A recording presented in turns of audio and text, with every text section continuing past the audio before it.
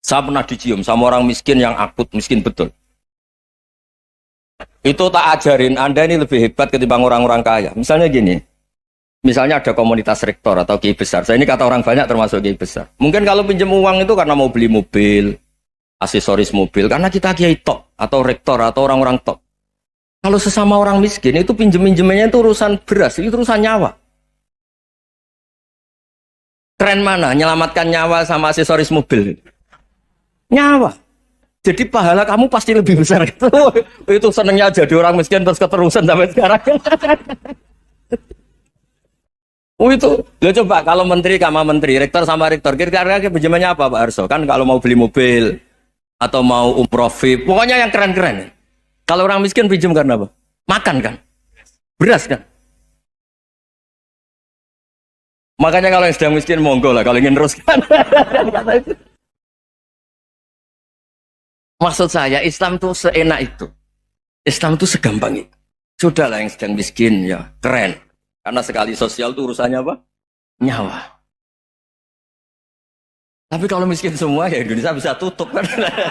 Ya sudah yang kaya-kaya itu saya mengatakan Indonesia karena bayar pajak yang menjadikan Indonesia berjalan. Tapi ya dipakai yang benar. Nah, begitu seterusnya.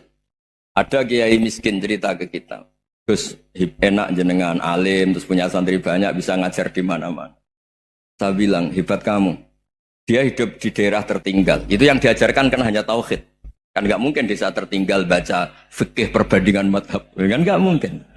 Kalau yang kayak Pak Fajar, Pak Sadali kan nggak mungkin. Fikih perbandingan apa? Madhab. Menyorot madhab dunia. Kayak engke itu kan nggak mungkin. Tapi pertanyaannya, yang menyelamatkan masuk surga itu tauhid apa perbandingan madhab? Tauhid.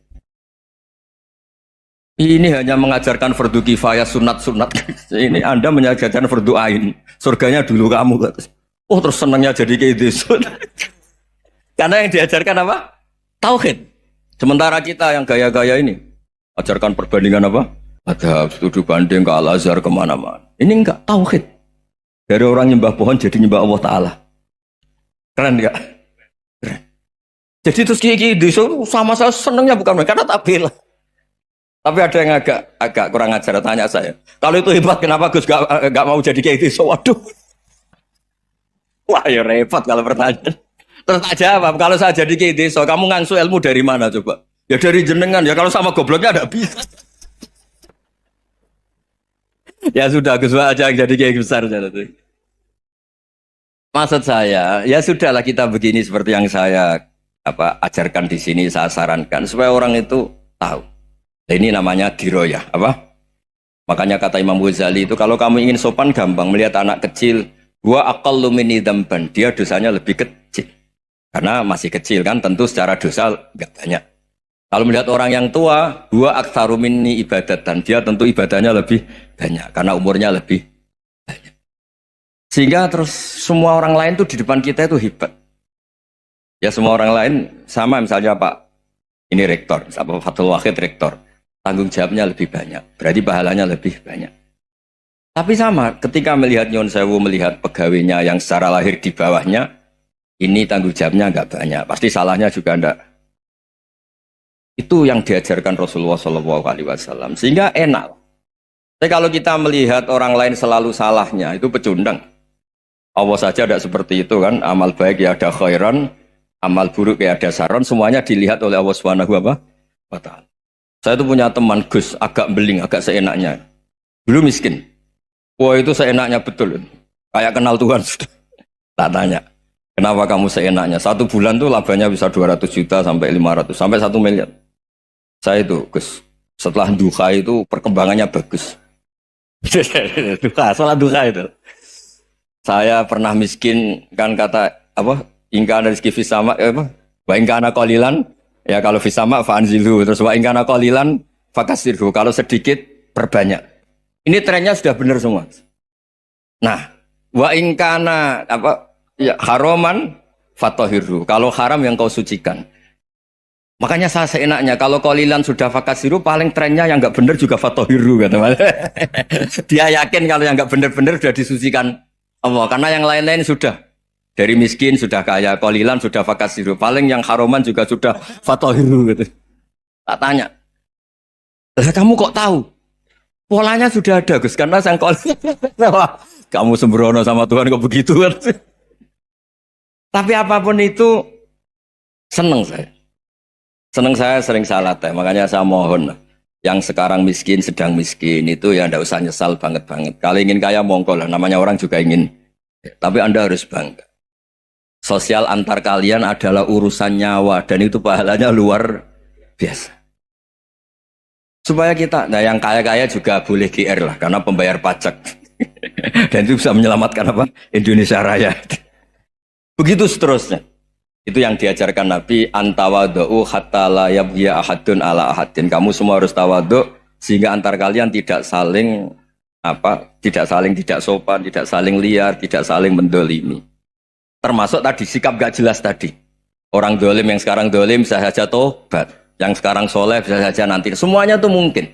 Kita diajari ya muqallibal qulub tsabbit qalbi ala dini. Jadi keliru kalau kita dalam banyak harus tegas, gak mesti. Al halalu bayyinun wal haramu bayyinun. Tapi ada wa bainahuma umurun mustabihat. Ada yang wilayahnya itu abu-abu. Misalnya ada perempuan cantik, misalnya contoh paling gampang. Kalau kamu ajari secara serius, kamu bisa saja tergoda jadi fitnah. Tapi kalau orang soleh gak berani ngajarin, kemudian digunakan orang fasik, malah menjadi orang nakal, kita juga tanggung jawab. Kamu mau tegas gimana? Wilayahnya sama-sama mungkin. Wilayahnya sama-sama mungkin. Yang dekat pejabat mungkin terkontaminasi KKN. Tapi kalau pejabat gak dekati orang soleh, punya perilaku yang gak soleh, yang repot juga Indonesia kan? Nah hal-hal seperti itu kita tidak perlu ngambil sikap. Maksudnya nggak usah ngambil sikap, ya kita buktikan kalau milih satu madzhab, kita buktikan semuanya lebih baik, semuanya lebih bermanfaat, semuanya lebih berperadaban. Karena nggak bisa dihindari wa bainahuma. Termasuk nyuwun sewu, saya mohon maaf sama mulai Pak Harso, Pak Lutfi sampai Pak Fathul Wahid. Saya ini termasuk kiai yang nggak suka dekat sama orang-orang top. Bukan karena hasud. Memang konstitusi kiai harus gitu lah, tamud dan na'inaika. Kenal orang lebih tinggi itu kan resiko. Misalnya saya kiai desa, mungkin punya keri tua sudah seneng, punya kijang tua sudah seneng. Gara-gara kenal Pak Wahid naik Kempri, waduh kok saya kalah itu. Kenal orang itu kan resiko. Mungkin dosen-dosen sini kalau kenal saya di Rembang juga resiko. Di sini gak ada cium tangan, melihat saya dosen, wah gak enak jadi dosen. Jadi memang harus dibatasin. Sekiranya mungkin orang terus, karena latamud dan nanawa, ainaika ilham. Kamu jangan sering melihat orang lain yang mungkin secara lahir dapat nikmat yang lebih tinggi timbang Anda. Kalau kamu nggak bisa ngelola hati Anda bisa hasut, Anda bisa dengki. Paling tidak Anda bisa ada syukur. Saya itu sering didolani pejabat. Juga sering melihat pejabat di TV-TV. Naik mobil aja ada yang naikkan. Bahkan kalau wudhu itu anduk aja ada yang bawa. Itu kalau yang nggak kuat, weh naik jadi pejabat.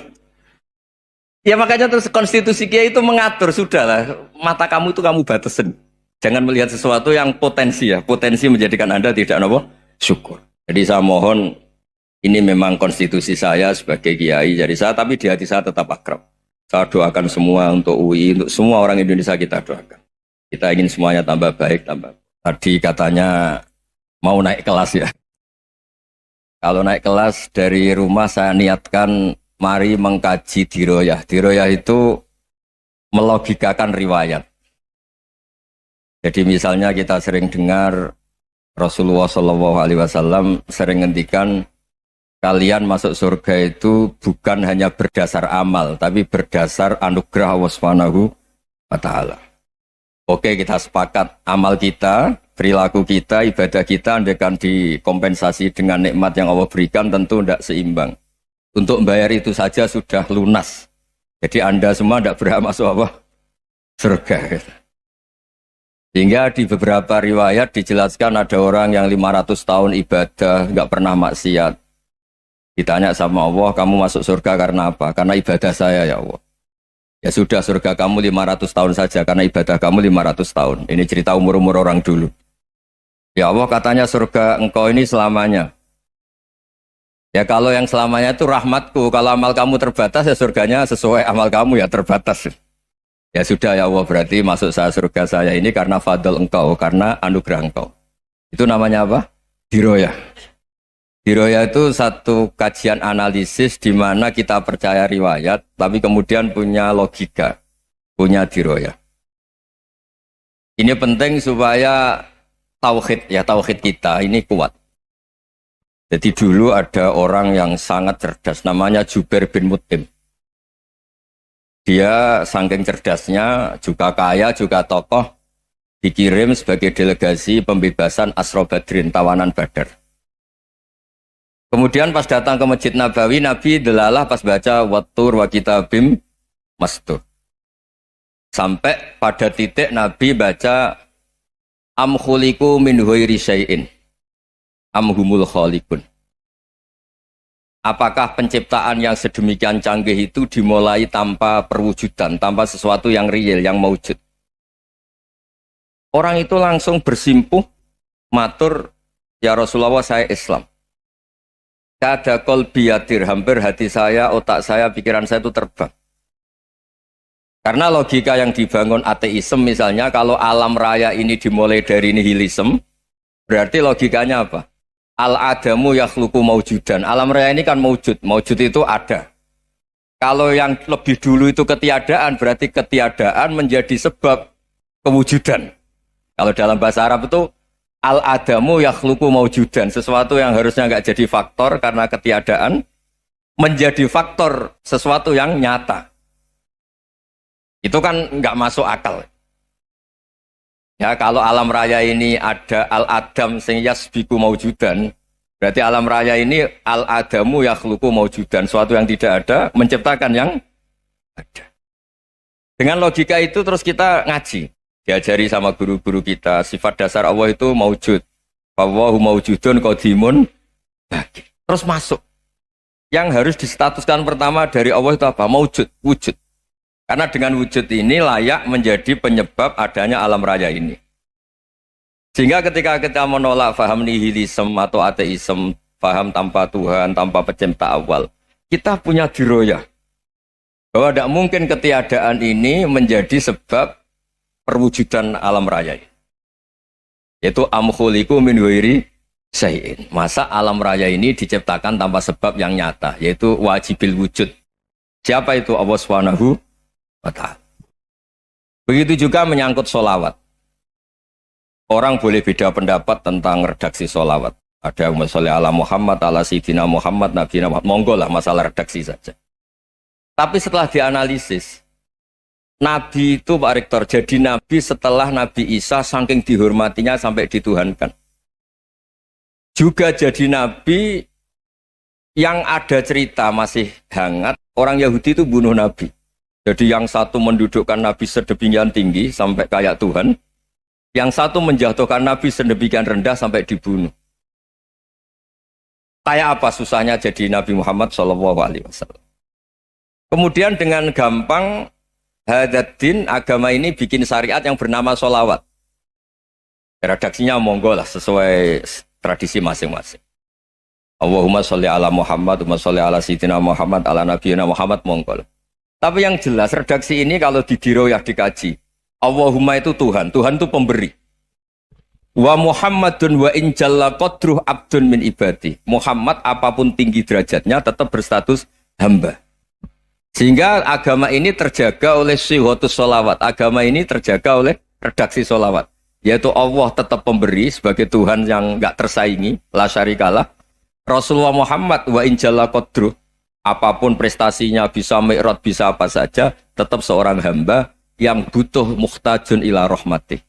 Jika redaksi Allahumma sholli ala Muhammad ini mengukuhkan yang Tuhan tetap Tuhan, hamba pilihan tetap hamba pilihan. Tentu dengan redaksi ini kemudian kita mendudukkan Nabi benar-benar posisi terhormat.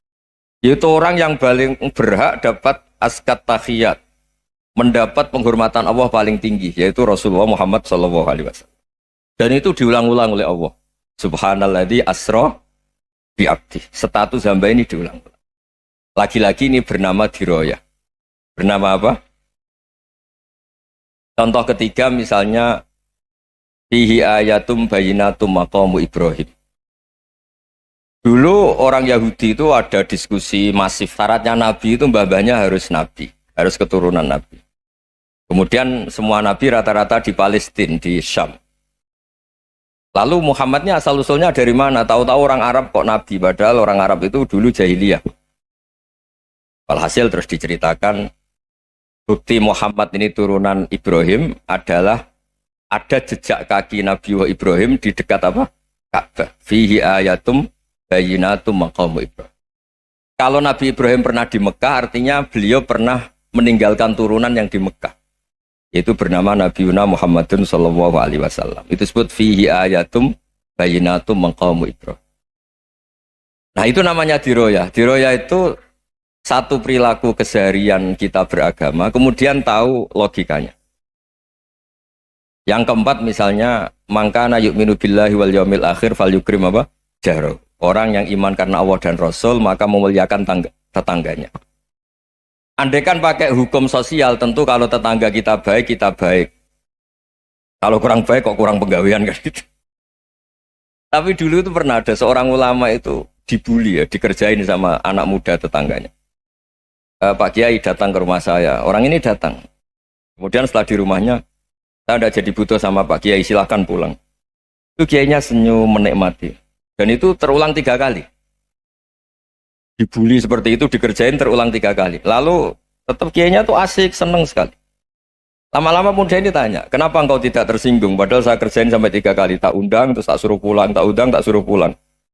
Kata Kiai tadi, yang memerintahkan baik sama tetangga itu Allah. Jadi saya nikmati ketika bisa baik sama Anda. Tidak ada urusannya dengan perilaku Anda yang nolak saya. Nah itu terus kita tahu, memang motifnya kita baik sama tetangga karena iman sama Allah dan Rasul, bukan hukum kompensasi sosial. Jadi kalau mau diteruskan Pak Rektor, saya ngajar di sini ya karena perintah Allah itu orang alim harus ngajar, bukan karena perintah Rektor. Kalau diteruskan. Ya saya mohon juga gitu para dosen, para karyawan di sini kalau nggak khianat dengan UI itu karena takut sama Allah, jangan takut sama Rektor. Kalau Anda baik juga karena Allah, jangan baik karena apa? Rektor. Bagaimanapun ya semua kita ini makhluk. Makhluk itu la yadurru wa la yanfa. Begitu juga melihat Indonesia. Melihat saya ini kan ikut di UI itu lama sekali ikut sama Profesor Zeni dari Profesor Zeni nulis tafsir. Mungkin Pak Hersoyo tahu banyak, dulu Pak Lutfi ya tahu banyak. Tapi saya memang nggak pernah terbuka karena ya memang nggak ingin sebenarnya. Kondisi ini kondisi darurat. Sehingga saya tahu cara berpikir Profesor Zeni, ya tahu komitmen beliau pada UI. Dan pendiri UI memang ya banyak yang dari tokoh NU, Muhammadiyah, dari tokoh-tokoh ormas yang lain memang didirikan banyak orang. Hingga UI memang nggak milih ormas apa tertentu. Dari satu sisi memang baik, nggak dikuasai ormas tertentu. Tapi nanti kalau keterusan ya nggak berbentuk. Ya sudahlah dikelola saja. Sambil-sambil jelas, sambil-sambil kadang nggak jelas. Yang penting ikhlas tadi. Karena kalau terlalu asobia itu jadi repot. Kita ini yang nekuni fikih itu tahu. Kalau tidak kuno itu madhabnya Hanafi. Kuno itu madhabnya Syafi'i. Tahu-tahu seakan-akan Imam Syafi'i itu NU, Imam Abu Hanifah itu Muhammadiyah. Padahal ini orang-orang yang sebelum NU dan apa? Muhammadiyah. Jadi kalau kita yang nekuni ilmu itu biasa saja dengan perbedaan. Tapi kalau orang-orang yang nggak siap dengan perbedaan itu sampai Allah disifati Ta'ala itu tidak terima. Padahal Ta'ala itu maknanya Maha Luhur, yang Maha Agung. Jadi ada seorang kiai kebetulan pidato pertama Pak Rektor. Assalamualaikum warahmatullahi ta'ala wabarakatuh. Ilmu balik kedua ini nggak terima karena itu dianggap bid'ah ada Ta'ala. Ya dia bilang Assalamualaikum warahmatullahi ta'ala wabarakatuh. Itu saking asobiahnya itu Allah ditambahi Ta'ala itu tidak terima. Padahal Ta'ala itu maknanya Maha Agung. Nah itu kan jadi repot kalau asobiah gitu. Kalau kita ngadepi perbedaan itu biasa saja. Karena kita mungkin bacanya banyak, lihat hal-hal seperti itu ya. Berkuahnya nggak jelas itu menjadi orang tuh bijak. Ini sekarang nakal, jangan-jangan nanti jadi orang baik. Yang sekarang baik, jangan-jangan suatu saat jadi tidak baik. Semua orang introspeksi. Nggak ada jaminan kalau kita sekarang baik akan baik terus. Nggak ada jaminan kalau kita sekarang buruk akan buruk terus. Sehingga terus banyak kiai-kiai bijak itu memang lahirnya nggak tegas. Tapi nggak tegas itu yang menjadikan bijak. Karena sama-sama mungkin. Itu yang disebut laisa laka minal amri syai'un aw yatuba alihi mau yu'adzibun. Itu tidak wilayah kamu. Ketika Allah mengomentari orang munafik juga wa yu'adzibal munafiqina insya'a aw yatub. Bisa saja ada yang disiksa, bisa saja ada yang dikasih tobat. Karena pola yang kita analisis itu semuanya menurut kita. Bukan menurut kemaslahatan orang apa? Banyak. Saya punya sekian contoh cerita. Orang yang sowan kiai baik-baik, mungkin bawa gula atau salam tempel, tidak tahu lah. Itu tidak mesti jadi wali. Tapi kali Joko yang kenal Sunan Bonang, itu kenalnya itu karena ingin begal. malah jadi wali. Nih. Tapi tidak usah dicoba. Umar itu nyari Nabi itu mau dibunuh. Tapi malah tobat jadi orang baik. Jadi ini penting ngaji ya, supaya tidak tegas itu, tidak jelas itu kadang baik. Nah termasuk saya juga termasuk dia yang milih tidak jelas. Saya sering gojlok gini, Fajar Hadili ini murid-murid saya sering saya gojlok. Kalau semua sistem pendidikan kayak kampus, kayak UII, kayak UIN semuanya, itu sistem yang bagus karena tertib, jam kuliahnya jelas, mata kuliahnya jelas. Kalau di pesantren itu Pak Harso itu nggak tertib, tapi justru itu enak ketemu di jalan orang berani tanya. Nah ini kalau mbak-mbak misalnya menstruasi, mau belajar haid nunggu semester berapa baru tahu. Itu bisa sekian tahun nggak sholat karena nunggu pelajarannya baru diterangkan. Mau haji juga gitu, nunggu mata pelajaran haji. Kalau nggak jamnya, nggak mau dosennya ngajarin. Ya, kalau kiai kan enggak, ketemu di jalan tanya, dijawab. Jam berapa juga dijawab. Artinya Indonesia itu berkah, ada sistem kampus yang tertib. Ya semoga termasuk tertib gajinya. Tapi tertib gajinya itu juga sebenarnya rugi. Saya sering ada pegawai negeri Gus, tolong doain saja di PNS enak jadi. Gajinya tetap. Kata saya nggak mau kalau gaji saya tetap. Kok bisa Gus enak tiap bulan mesti dapat gaji. Kalau tetap nggak naik-naik kata saya. Kalau kiai gajinya nggak tetap, tapi di atas yang tetap kata saya. Artinya Indonesia itu berkah. Kalau semuanya pakai sistem pendidikan setertib ini, orang mau tanya haid ya nunggu pelajaran haid. Bab haji ya nunggu pelajaran haji. Tapi kalau ketemu kiai itu enggak. Ya pokoknya saya pernah di pasar, Gus mau tanya apa? Anak saya keluar darah terus gini-gini. Padahal biasanya haid hanya 7 hari gini-gini. Ya sudah kembalikan ke biasanya rudat kilal adat. Itu enggak usah sowan ke rumah. Juga enggak registrasi dulu, enggak daftar dulu. Ya ini enggak nyindir cerita saja. Supaya ini bukti koalisi beneran. Jadi saya yang kiai enggak tertib jam, koalisi sama yang tertib jam. Jadi kalau semuanya sistem kampus, nanti pertanyaan itu enggak bisa on time, enggak bisa setiap saat. Makanya Indonesia itu berkah. Kiai-kiai yang alim yang di jalan-jalan banyak. Juga kiai yang di kampus dokter-dokter fikih banyak. Yang nekuni ilmu umum ya banyak. Macam-macam. Itu masalah itu kalau saling mengadili itu baru masalah. Misalnya kiai ngeluh, enggak enak jadi kiai, enggak punya gaji tetap. Yang dosen ngeluh, enggak dicium tangannya. Karena memang unik Indonesia itu. Kalau guru fikih kok dosen itu tetap nggak dicium tangannya. Karena pikirannya anak-anak itu wong sudah bayar disuruh nyium. Itu kayak di alam sadar tuh gitu. Kalau kiai itu kan anak-anak nggak bayar itu. Ya opanya cium tangan itu. Makanya kalau kiai tidak keramat bisa mati karena cium tangannya doang itu bisa mati itu kiainya. Ya ini cerita. Supaya saling menghormati, saling. Nah dulu itu perbedaan itu urusan sudut pandang. Ya saya ulang lagi, perbedaan itu sudut. Allah yang Tuhan saja sering didebat sama nabi-nabinya. Karena urusan sudut pandang, apa? Saya beri contoh ya. Suatu saat Khalilur Rahman Ibrahim itu saatnya meninggal sama Allah, Israel disuruh. Israel itu Ibrahim saatnya meninggal, ambil nyawanya. Setelah datang ke Ibrahim, ya Khalilur Rahman Ibrahim, saya disuruh nyabut nyawa Anda. Itu Israel dipaksa mikir sama Ibrahim. Hal ra'aita khalilan yumitu khalilah. Kamu tahu orang yang mencintai kemudian bunuh yang dicintai. Itu logika agak benar. Akhirnya Israel kan gak biasa debat. Kan gak dilatih debat. Gak pernah ikut lomba UI debat ilmiah. Dia taunya nyambut nyawa aja. Kembali ke Allah. Ya Allah, kata Ibrahim, hal ra'aita khalilan yumitu khalilah. Masa kekasih bunuh yang dicintai ya. Tapi kata Allah santai. Bilang ke Ibrahim, hal ra'aita habiban yakrahu ayyalqa habibah. Masa katanya dia cinta saya, kemudian ketemu saya tidak berani. Israel mater lagi. Logikanya gini, Ibrahim, masa yang dicintai sama yang ketemu yang dicintai nggak berani? Ya udah ketemu aja. Satunya yang meninggal itu. Artinya kamu bisa saja GR tidak mati-mati karena merasa dicintai. atau ingin mati karena mencintai. Nah, maksud saya hal-hal seperti ini orang UI pasti gak jelas. Katanya cinta Allah suruh mati ya nggak mau. Gak jelas kan? Dibilang gak cinta juga gak mau. Tapi dibilang cinta kalau ukurannya mati juga gak mau. Nah, tapi dalam banyak hal gak jelas itu penting, Pak Rektor. Penting sekali. Buatan guyon. Saya beri contoh sekian ilmiah, gak jelas itu penting. Rasulullah Shallallahu Alaihi Wasallam itu dalam banyak hal itu disuruh Allah, memang disuruh supaya ngambil sikap seperti itu. Karena Allah itu punya otoritas penuh untuk bikin orang itu baik atau tidak baik. Wahsy itu yang membunuh Sayyid Hamzah, orang paling dicintai Nabi, di antara yang dicintai Nabi. Qatalahu Wahsyun, dibunuh oleh Wahsy. Nabi secara basarnya itu nggak suka sama Wahsy. Sampai cara lahir ya ingin corong Jawa ingin masuk nol. Tapi apa kata Allah? Laisa laka minal amri syai'un aw yatuba alaihim aw yu'adziba. Itu tidak wilayah kamu Muhammad. Malah Wahsy dikasih tobat sama Allah. Khalid bin Walid. Itu perang Uhud kalah itu karena ide brilian Khalid bin Walid. Pas itu masih panglima kafir. Yaitu pura-pura kalah, ghanimah dilepas, sahabat turun, pasukannya naik, walhasil orang Islam kalah. Khalid bin Walid akhirnya juga masuk Islam.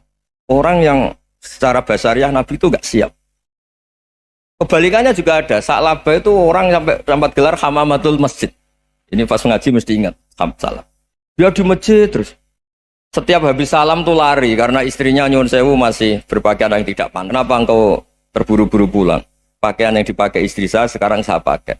Ya pakaian sarung itu kayak Pak Rektor kan fleksibel. Ini khusus mau Ramadan. Tidak akan sarungan terus. Gak usah khawatir. Jadi ini tadi sudah perjanjian. Saya yang kiai celananan, beliau yang rektor pakai sarung. Jadi, iya. Supaya itu barter madhab. Tapi hanya sekali ini aja, bukan. Jadi jangan diharapkan ini jadi tontonan terus-menerus. Dan ini barter madhab. Saya sama Profesor Kores juga sering gitu. Saya pakai sarung yang dihadiahi beliau, beliau pakai sarung yang dihadiahi saya. Memang itu tradisi Islam. Tahadau tahabu, kamu saling memberi hadiah maka kamu saling mencintai, bukan riswah, bukan riswah. Walhasil terus Sa'labah ini buat saya didoakan Nabi supaya saya kaya, supaya tidak sering ganti-ganti pakaian seperti ini sama istri saya. Jangan-jangan kamu miskin itu lebih baik. Ngotot minta didoakan. Didoain Nabi kaya terus lama-lama ninggal sholat, ninggal jamaah. Itu Allah belum tersinggung. Yang mulai Allah tersinggung itu kan saya sering fatwa di mana-mana, sering memberi saran. Mumpung kamu miskin itu sering sedekah. Karena kalau sudah kaya itu tidak bisa. Saya memberi analogi gini. Kalau saya masih santri miskin, punya uang 100.000, diminta guru saya 50 tak kasihkan. Padahal itu 50%. Punya 2 kambing kurus, diminta guru saya 1 pasti tak kasihkan. Padahal itu 50%. Jadi kalau punya sapi Brahman atau sapi limusin yang harganya itu 100 juta, punya 2, diminta 1 boleh enggak? Tidak boleh. Saya punya motor butut 2, diminta teman saya 1 boleh. Tapi kalau Davidson Harley itu nggak boleh. Itu. Nah, walhasil itu kalau kita miskin, misalnya kita zaman kuliah atau zaman mondok atau zaman apa saja, punya uang 100.000, nartik temannya sampai 50.000 kan biasa. Tapi setelah 1 miliar, berani nggak kamu kasihkan 500 juta? Sama-sama 50%. Enggak kan? Nah, Sa'labah gitu, ketika zakat masih per 40 kambing 1 kambing itu sebenarnya kan masih ringan. 41, 82. Kambingnya itu sudah mabenal jabalen. Barang dihitung zakat karena sudah ribuan, jumlahnya sampai 400 kambing. Banyak lah pokoknya. Terus kata Sa'labah, ini pemerasan. Karena jumlahnya besar. Allah tersinggung karena nabinya dianggap narik zakat itu dianggap khoros, dianggap pemeras. Allah tersinggung kemudian fa'aqobahum nifakon fi qulubihim ila yaumil. Dia ditegur munafik. Semenjak itu terus tadi kembali gak jelas tadi. Jadi kalau makanya itu pakar-pakar akhlak ya, pakar-pakar etika peradaban. Itu tertampar betul ketika Nabi urusan ilmu itu mengabaikan itu kalau sudah urusan ilmu. Misalnya begini, ada urusan ilmu, ada mbak-mbak cantik atau ibu-ibu cantik. Itu dalam Islam itu diajarkan jangan sopan-sopan banget. Kata Nabi, karena kekuatan ilmu itu di atas kekuatan akhlak, di atas kekuatan adab. Ya nisa an-nabi lastunna ka ahadim minan nisa. Ini taqaitunna fala takhdu'na bil qaul. Fa yatma alladzi fi qalbihi maradun. Misalnya ada babak cantik, menarik, kemudian sopan misalnya sama Pak Fajarin sama dosen-dosen. Monggo binara. Wah itu bahaya pikirannya kemana-mana itu. Orang yang imannya pas-pasan, wih berarti mau. Maksud saya kalau cantik, menarik, ketemu di jalan, biarin aja dosennya mau kemana, biarin aja. Gak usah dihormatin. Kalau dihormatin, Pak mau kemana sadereno bisa bahaya. Nah, biarin aja. Kalau tanya, Dek ini alamatnya mana? Cari sendiri Pak. Karena hanya dengan cara itu, si Pak dosen ini gak kepikiran. Gak ada orang suka orang kedus itu gak akan. Tinggal sudah cantik, sopan. Wah bisa pikirannya macam-macam. Itu ilmu. Fala takhdu'na bil qaul. Kamu jangan terlalu lirih kalau ngomong. Fayatma alladzi fi qalbi maradun. Orang yang pikirannya masih kotor pasti berpikir yang negatif. Anda mungkin demi sopan sama dosen Anda. Tapi sejauh mana dosen Anda juga berpikir positif. Itu kan uji iman sama uji nyali. Nah, sama pejabat yang sopan sama kiai mungkin punya Alphard, punya Robicon, punya terus bawa uang banyak. Terus sama kiai cium tangan hormat. Jangan-jangan kiainya yang pikirannya macam-macam. Ini berarti bisa jadi muhibbin potensial misalnya. Nah, saya ini termasuk kiai yang pengagum ilmu.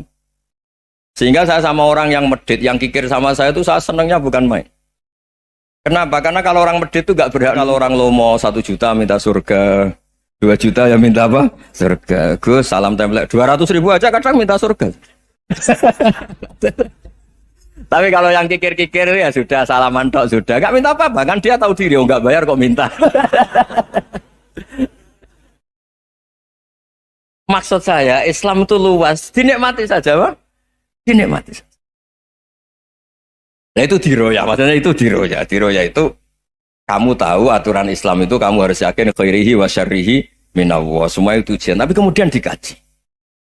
Makanya saya ini termasuk pengagum Imam Syafi'i. Imam Syafi'i itu dikasih tahu. Tadi orang yang di depan engkau cium tangan hormat tuh di luar ngomong-ngomong, ngata-ngatain Anda. Imam Syafi'i tertawa-tawa sewenang. Loh, Anda ini dikata-katain di luar kok. Kok tidak kamu anggap munafik malah tertawa. Berarti saya wibawa, di depan saya nggak berani. Dianggap enteng saja. Dibilangin, sebagian orang kampung sini nggak suka sama engkau. Baguslah, tidak akan pinjam uang sama saya. Di mana-mana orang pinjam minta tolong itu karena seneng. Kalau benci kan enggak. Intinya dianggap enteng saja. Yang terjadi di dunia itu semuanya dianggap enteng saja. Man asa ilaika faqat atlakoka. Yang berburuk sama kamu itu membebaskan kamu. Coba kalau akrab, titip. Ya misalnya akrab sama Pak Fajar. Bilangkan ke Pak Rektor, sangkat tuh jadi guru tetap atau apa kan ribet. Kalau tidak cocok kan nggak minta apa-apa. Makanya hati-hati Pak Rektor sama yang akrab-akrab itu. Itu dulu saya juga nggak paham. Di antara wasiat Bapak yang sering diulang-ulang tuh itu. Suatu saat kamu jadi kiai, ngelola orang nggak seneng tuh gampang. Sudah, situ orang lain. Tapi kalau ngelola orang orang seneng tuh repot. Mintanya aneh-aneh. 100.000 aja minta surga. Hanya teman tenis saja minta naik jabatan. Intinya itu ya sudahlah dikelola. Yang seneng ya berkah, mungkin teman berjuang, teman diskusi. Yang nggak seneng ya berkah, karena ini tidak minta macam-macam, tidak seneng. Nah itu namanya diroya. Diroya itu satu kajian keilmuan yang menjadikan kita ini nyaman dengan riwayat-riwayat, panduan-panduan dari Rasulullah Shallallahu Alaihi Wasallam kayak tadi. Kenapa sih tentang baik sama tetangga, baik sama tamu? Hitung-hitungannya itu mangkana yu'minu billahi wal yaumil akhir. Ya, ngoten mawon. Assalamualaikum warahmatullahi wabarakatuh.